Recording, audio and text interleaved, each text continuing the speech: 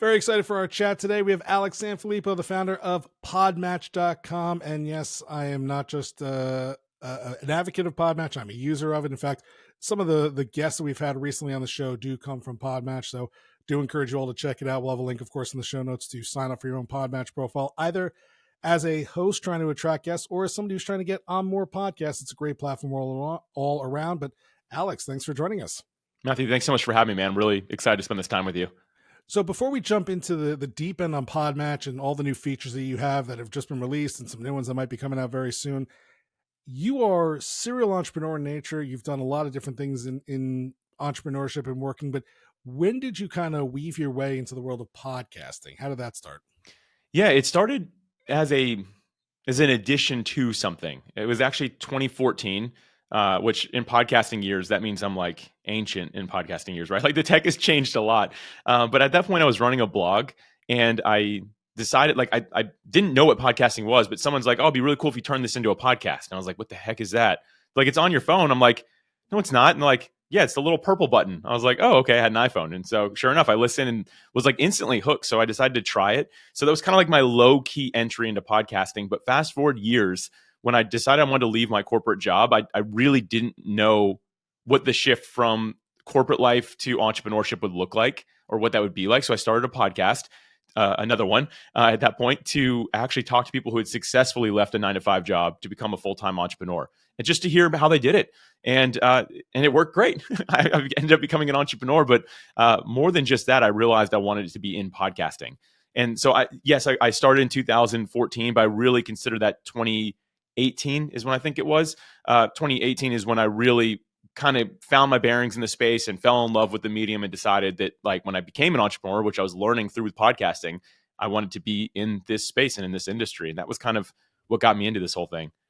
What were some of the things that you were doing early on that you think helped you to be successful in podcasting that maybe others aren't thinking of, or or maybe they're just avoiding for the wrong reasons? Yeah, the very first thing I did is I had a purpose behind it. Like I knew why I wanted to do it. And I think that that's really important. And it wasn't so I could become an entrepreneur. It was not like I didn't think it was going to be the vehicle, right?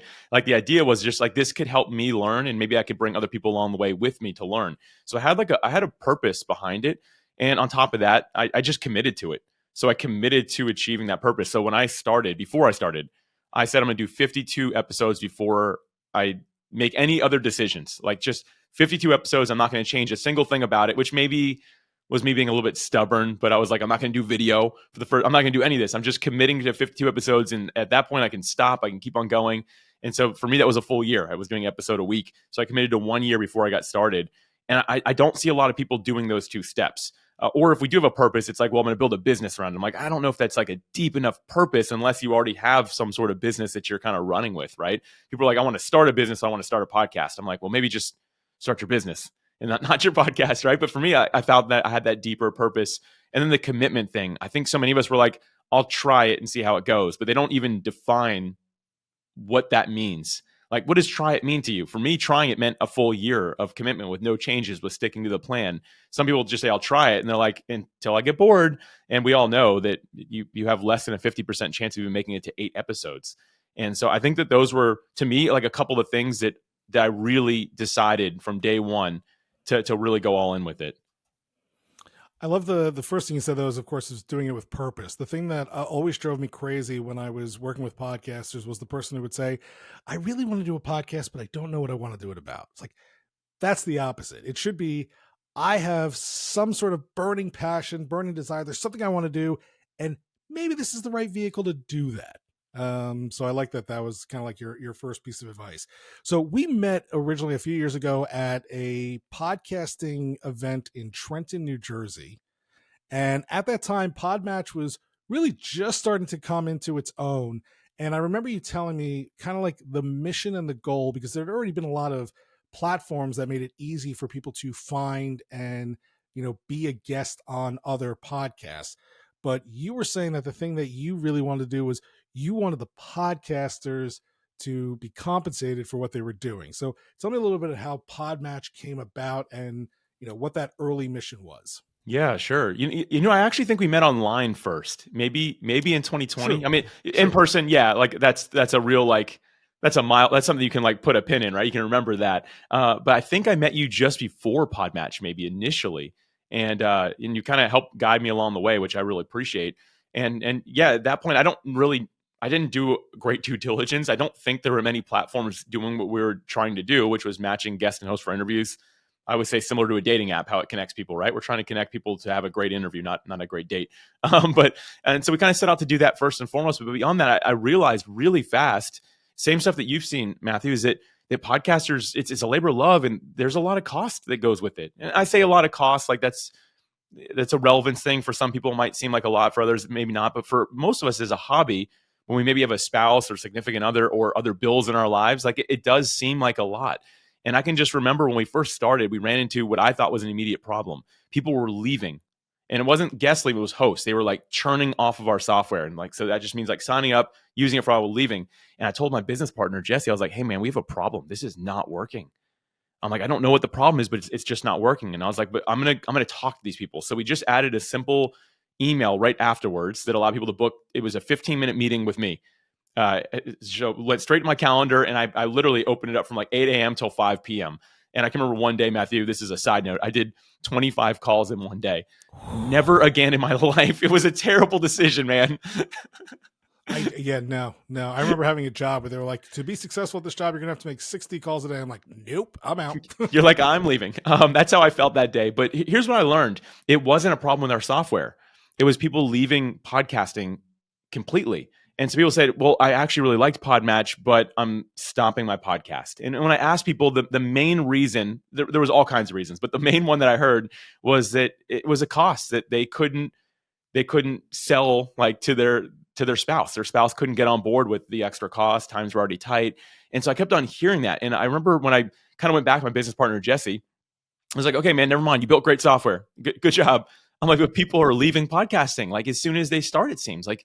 I think our average time that a host would stay on PodMatch at that point was like 3 months. And I was like, is there anything we can do about this? So we kind of went back to the whiteboard and we came up with what we call our Pod Value Initiative. And the whole idea is, can we compensate podcast hosts as they're releasing episodes? And yes, we cut into our profit to do that. We basically, and I don't typically share this, but basically we just look at 50% goes back to podcast hosts. The other 50% goes to running, operating the business. And so we just cut that in half and we split that up among podcast hosts that are using PodMatch. I always make sure to tell people, you're not going to get rich using PodMatch. That is not the intent of it. The goal is to help offset your cost. And if you have low cost, even be able to hire some sort of virtual assistant to help you with your podcasting efforts. That's what we want to do. And so the basically how it works, if you find your guests through PodMatch and you book them through PodMatch, the system will automatically pay you a commission each time you're doing that. And depending on what it is, it can be a lot, it can be a little bit, just kind of depending on how much action we have going on the platform. But as we're recording this, I'll announce it in 2 weeks, but we just flipped the switch to increase what we could pay podcast hosts by just over 9% on average per interview. So like, to me, that was a huge jump. Like, I'm thrilled about that. And I'll be real, this is my favorite part about what we get to do, is help enable podcasters to continue podcasting, because I believe in the message that they're getting out to the world. So that's the idea behind it. I don't know if I need to fill any gaps, Mathew, if I did okay there, but No. That was absolutely perfect. And yeah, I have to admit, I've been on the platform for a little while under this profile, and I wasn't even thinking about it. One day I just got an email that says, by the way, you got to check for the last 8 or 9 interviews that you did with people. I was like, oh yeah, this is great. And it's just been fantastic. So, but you've taken PodMatch now to the new levels, right? You keep adding new features and new instruments to help podcasters. What are some of the new things that have come up on the PodMatch platform that you are most proud of? And are there any other ones coming up that you can reveal to us? yeah, sure. First off, I mean, I get super excited talking about this. So I'm gonna try to keep it brief, but basically, all the ideas that we come up with are not our ideas. They're coming from our community directly. It's the people that are using our software that are telling us what they want, what they need, but also we can see from a data standpoint how people are using the platform. So we're able to make updates and changes, and we're really big about that. Like, if we see a pain point that clearly is causing problems, then we go in there and we fix that. If there's an enhancement that just so many people bring up, like, is there any solution for this anywhere in the podcasting industry? And we can't find it, they can't find it, then it's like, hey, can we build this in somehow? And so first and foremost, like, we're not just pulling ideas out of our head and creating them. We're actually listening to people. So a couple of them that I'm really proud of more recently is we have what's called workflows inside of PodMatch. And this is on the podcast host side. And it's basically project management software specifically for helping people with their production of their episodes. I love that stuff. To me, it's a really great organization tool. And more or less, it's like a glorified checklist that helps you keep up with all the steps involved every time you're releasing an episode. And you push a button, it adds a new episode. You can customize it. You can add team members. You can upload files, and it won't compress them at all because that's important with audio, video, right? There's all these different things that you can do back and forth to make sure that you're staying on time. That will probably always be my favorite thing we build, but I'm thrilled. We used to have that as a separate software, but we brought it into PodMatch and just freely included it for any host using the platform. So for me, that was really big. Next thing I'll mention here, the AI enhancements. And I want to be careful with AI because I feel like, I don't know, Matthew, do you feel like every company on earth, like out of nowhere, is like, new AI feature, right? Like, It's right. It's like you can't have software without having an AI accompaniment to it. And every platform wants to charge you more just to use their AI, where it's like, is it really that helpful? But anyway, go ahead. yeah, right. So we did not change our pricing and we did add AI features. But for me, when we always go to whiteboards for everything. We went to the whiteboard and I wrote this down and had it reinforced with both my business partners, Alicia and Jesse. I was like, AI is only as good as what we feed it. So like what we give it is going to determine how good the result is. And that's why for a lot of people are getting burnt out on AI tools, not good AI tools, but like the upsell feature that you now have to pay more for that no one wanted and no one asked for, right? That like kind of just gives you garbage. I'm not trying to be rude, but there's no context for it. It has not been fed anything of value. Therefore, it can't give you anything. So with PodMatch, we knew like, we have very detailed profiles for both guest and for host. Like we ask for a lot of information and we do because we want it to be very coherent. I don't want Mathew to have to ask me 10 questions to know if I'm going to be a good guest on his show or vice versa. We want that stuff to be out of the way so you can just get straight to it and have the answers. Because we have all that information, we can do a really good job of what we call a match alignment feature. And this is an AI feature that will tell Alex and Mathew, in this case, speaking of like third person, it'll tell us why we're aligned, like where are our connection points. And I used to do this manually. Like I'd always try to find that initial thing. That was kind of like the bullet I put at the top when I was going to be a guest or have someone as a guest. I always wanted to know that anyway. Like what's the alignment between us? And so we found a way for the system to do it. And what I'm most proud of is that it's smarter than me. Like when we tested it, like the first round, I was like, man, this feels like AI. I'm like, I don't want it to feel like AI. But by the third or fourth version, it pulled out some key points between me and a guest that I would have never thought about. It talked about like an element of faith that we both shared and how that could be used in our marketing strategy as podcasters. And I was like, dang, I was like, that is like it pulled that out in like a single sentence line. I'm like, that's the direction I want to go in. That's good. And the idea is not that it's going to tell you what to do. It just helps you understand, like, is this even a real alignment? Is there something here? Beyond that, once you actually match with somebody, now the system will also give you ideas for questions. It'll tell you if you're the guest, what you might be asked. It'll tell you which audience you're showing up for. It'll tell you as the host, like what this guest can bring to your audience that maybe no one else could. It's bringing all that stuff together. That's really just cutting down the research element. Because for me, for a long time, Mathew, the hardest part of podcasting, the most time consuming part was the research. And yes, I still do it, but it's cut my time in half by having these features and these tools. So those are between workflows and these AI enhancements. Those are two things I'm like really proud of. And I'll be quiet for a minute, turn it back over to you, but I do have, I can share some future stuff if that's helpful as well. Yeah. And I just want to say, it's time is money when it comes to podcasting. So even if doing research doesn't cost you a ton or even if, having these questions, like, going through and writing the questions doesn't cost you a lot of money, it does cost you time. And as podcasters, for many of us, this is, something else that we do on top of our job. So time is already a limited factor. And, with, like you said, the research is what takes up the most time. For me, it's always what happens afterwards. But either way, if you could save time on either side of the actual interview process, it's extremely valuable and something that people should be thinking about and taking advantage of. And again, if you're a podcaster looking for guests, the cost to be on here as a podcaster can be quickly offset by whatever commissions that you can make by having guests on your show. So yeah, let's talk about what's some future things that current podmatchers can look forward to and maybe potential ones. Yeah, I'll go with the potential ones first. This is going to be a really simple enhancement. We just believe so much in the product, the platform, like how we serve people, that we have decided that if you join PodMatch, I'll speak the host side first and the guest side. The host side, if you join the platform and you do one interview for it, we'll give you your first month payment back. It's $6 a month for a host to be on PodMatch, and we're going to try to keep it that price forever. But we'll just, as soon as you do it, you'll get your commission as well, but we'll just give you your $6 back automatically. We just want to have people show up that are, because there's always those new podcasters like, I'm going to do this without spending a dime. And I'm always like, you can do that, but think about the value of your time, right? Like going with all free tools does have a cost associated with it that many of us don't really think about. So that we want to help people understand that, hey, we want you to be willing to invest in yourself, and we're willing to go ahead and reimburse you if you can just show us, hey, you're willing to do this. So that's an exciting thing we have coming up for hosts specific. On the guest side, we've got more enhancements to help them understand how they can add the most value to podcast host audience. So they can really like convert listeners into leads. They can convert listeners into conversations, whatever it is that they're trying to do.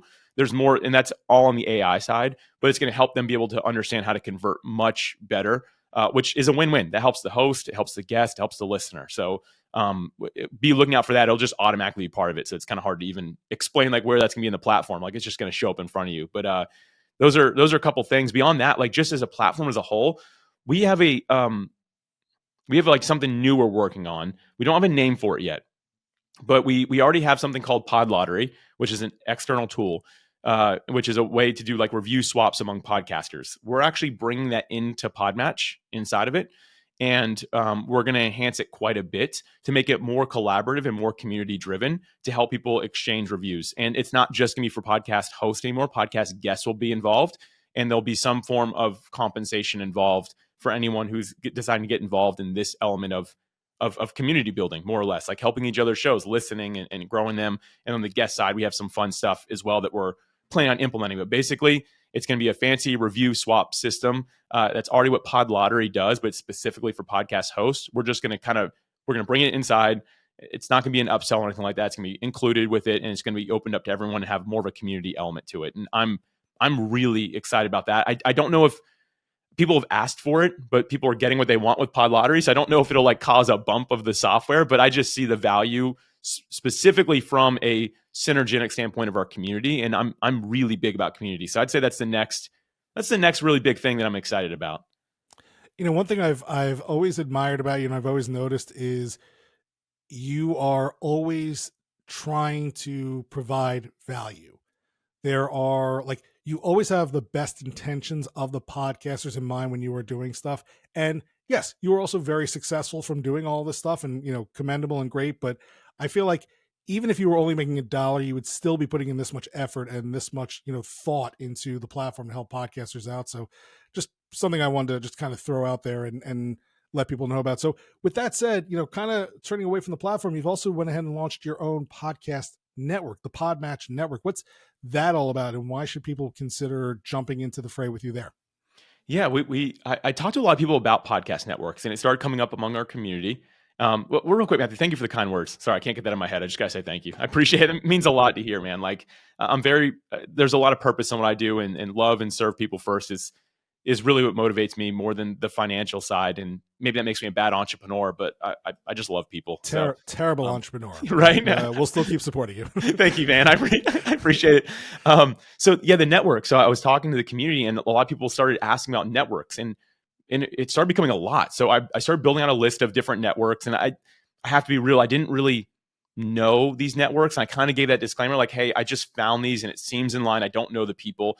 And some of them end up being great. And then others, people are like, yo, they're trying to screw us over. And I'm like, oh, I'm sorry. Like, you're nodding. You've seen it too, right? Like, oh yeah, it's called a network centered mindset, which is if it doesn't value the network, we don't care about the show. And I don't mean to say that to be rude or mean. I just couldn't keep those names on the list anymore. And it got to the point where like the list got small and the fit wasn't right. Like it wasn't helpful. And finally I was just like, you know what I asked, I'm like, what if we launched a network inside of PodMatch and just called it the PodMatch Podcast Network? Would anyone be interested?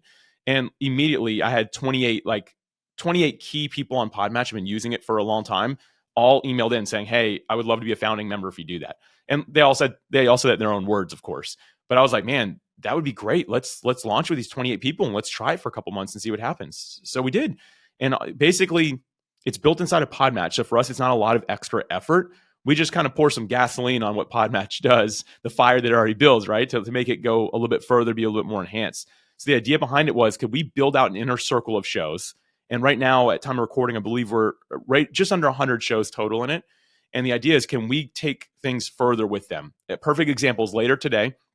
I'll be on a call with 98 of them confirmed that they're going to be there today, which is probably everyone in the network, which is kind of crazy, right? That everyone's going to, I mean, we'll see who shows up, but 98 said that they would be there. They had to push a button to do that. But I'm going to be sharing some, what I consider to be like next level audience growth ideas and engagement. So, and we're just going to dive into that. And the idea is I want to bring in experts with really cool ideas. Yeah, maybe we have to pay the experts to be there, but that's the premium form of education I want to bring to these people. And then we've got just like Zoom meetings with virtual networking, right, among the community that's inside of that network. And so really, at the end of the day, I just want to bring people closer together and help enable them to go further. It's more or less our inner circle within PodMatch now. Nice. We are chatting with Alex Sanfilippo. He's the founder of PodMatch.com.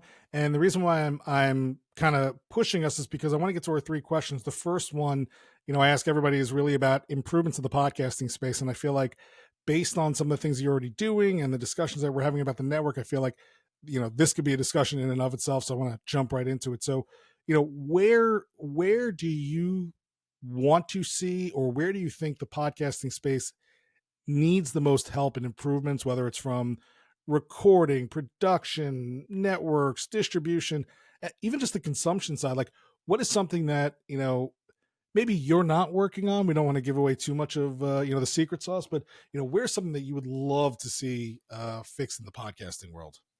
Yeah, it's around, to me, it's all around community. When I hear the complaints, people feel like they're kind of alone in podcasting. And a lot of people maybe don't do their due diligence, but they kind of feel like they don't have like a real tribe. And this is specifically on the hosting side of things. Again, I kind of serve both the guest and the host. The guests seem to do fine. And we see that they hang out as long as they feel like talking about their message and as long as it's fun for them. And that's great. There's not a lot of work that goes into being a guest necessarily, or nowhere near as much as the host. But host, they kind of just feel lonely. And I get it. Like when I started my podcast, I probably didn't hear a single word aside from like family and close friends for the first like 3 years of podcasting. Like just didn't hear anything. And I didn't know that there were other podcasters, which I know sounds silly now that I say it. Going back to 2014, there was no meetups for it. There was nothing like that. Like I just didn't know. The first time I found out there was a conference was 2017. And I went straight down to Orlando, Florida to PodFest. I was like, yep, there's other podcasters. I'm going to meet these nerds. Right. But yeah, I think that the community aspect is really what's missing. People need a tribe. And inside that community, a really important key pillar of it is accountability. I talked about it earlier. Like I committed to 52 episodes, and I did that publicly with people that weren't podcasters when I got started, right? But that was okay. But it'd be really great to be in some sort of community. All podcasters doing something similar, saying, you know what? Here's what I'm doing. I want to let everyone know this is what I'm committing to doing. And I think that having that accountability, that extra measure of being checked in with, I think goes a really long way. We'd see a much lower churn rate in podcasting. Wow. What do you think? You said it earlier, right? One of the biggest reasons why people actually drop out of podcasting usually has to do with resources, right? Not enough time, not enough money, not enough skill. Do you really think accountability is enough to kind of push through those hurdles? Are there other ways that podcasters could support each other? Yeah, that's a good point, Matthew. Like, there definitely are more ways people could help. Example, occasionally I've met people who really, really love editing. I don't know if you've ever met anyone like that, right? Like, you haven't, right? Occasionally in our community, people are like, I really like editing. And some of them have even said, hey, like, if anyone needs help editing or needs tips, I'd love to provide that because it's just so much fun for me. And I don't know who that is, right? And I've seen a number of them now. But it's like, man, that's a great way to be able to help each other. Typically, I find that people that are really good at that are really bad on the graphic design side of things. Like, even though like the Canvas of the world exist, right? They still really struggle with it. The people that like that hate editing. And to me, there could be some sort of community collaboration around like, hey, let's help each other with these shows. And more or less, I'm describing what I think probably the best intent of a network would be. A small group of people that are helping each other out, doing the things that each other like. It takes a tribe, right? Maybe it takes a tribe with a podcast. And so I think that in many ways that people could help each other a lot more. And accountability isn't enough. I've seen how much it does help when somebody has accountability, somebody checking in. They feel like if I don't do this, I'm going to let somebody down. And no one wants to let other people down, right? And it's not to give them some negative reinforcement. No, it should be positive. Like, hey, you're going somewhere. Let's keep it going together. But I don't know if it's enough. I don't. I just, when I hear people talk, that seems to be the thing that they're missing. And I'm wondering if the motivation from community could lead them to say, you know what? I'm willing to put up with X. I'm willing to put up with Y. I'm willing to spend a little bit more money because I'm actually part of something here. And I can't say that that necessarily works. This is feeling based, which maybe isn't the best, but it's just what I'm hearing. And I want to help with that side of it, because I know community is like really my thing. Something tells me that your instincts have been pretty good thus far and will probably remain pretty good moving forward. So keep doing what it is that you're doing. What about, is there any tech on your wish list? Now, obviously you can build software and add features all the time, but like, is there something else out there, maybe in an unrelated space, that either you're waiting to buy or you're waiting for someone to create to make podcasting better or easier for you and your, network and clients and friends and customers? Yeah, I think that one of the biggest missed points, and this actually kind of speaks to some stuff that you do, but people don't understand how to talk about their podcast in real life. If you ever notice that, does it make sense what I mean? Like if I go to a coffee shop, I'm not going to tell someone about my podcast there. And that to me seems like that seems like a missed opportunity. That's a real person. And if you strike up a conversation, like why not tell them about what you do? And you don't have to be like, listen to my podcast, episode alert, new episode out now, right? Like you don't need to do all that and make it weird. But if they're like into something that you're into, like, why not give it a shot? So I'll just call it podcasting in the wild. I think there needs to be solutions to help people understand how to do that, but also like actual tools that do it. So like, there needs to like teach people like, hey, here's how you show up and here's how you talk about it, but here's the tools to help enable that to happen. Here's like a little example. I'm literally just kind of pulling this out of my mind. Right down the street, walking distance from where I live, a new coffee shop just opened up, and it's like an independent small coffee shop. Like the little, I don't know what to call them, like the cardboard things that go around the mug, the little cup, so it doesn't burn your hand. The little sleeves. Right. Yeah. That's it. Yeah. Could I buy them 10,000 of them and put a QR code to my podcast and like call out an episode on that and them use that? Would they do that? I don't know. I did just look it up before this, because I saw somebody walking by and I thought about it. It only costs like a cent each or something like that to do that, or maybe less than that. So you can buy 10,000 of these things for like almost no money. And it's like, well, would 10,000 people walking around with my QR code and maybe something that seems interesting to them be a good thing, right? That's just one example. I know that you're working on solutions in the space that are like next level stuff, but I think that there's a need for that. And I don't know if you have the same thought, but I'd actually be very curious to hear from you on this as well, Mathew, if that's okay. I think what you just mentioned is absolutely brilliant, that getting these custom sleeves and partnering with a local coffee shop and, having your name on there would be great. The only setback that I would see is that most people, that's where they're putting their hands. And so they'd be covering up your name. And so maybe you're not getting the exposure, to other people who would be seeing it. But what I love is that kind of creative thinking when it comes to podcast marketing, right? Like we are so obsessed with digital hacks, social media gurus telling us how to market our podcast, even digital ads being the thing.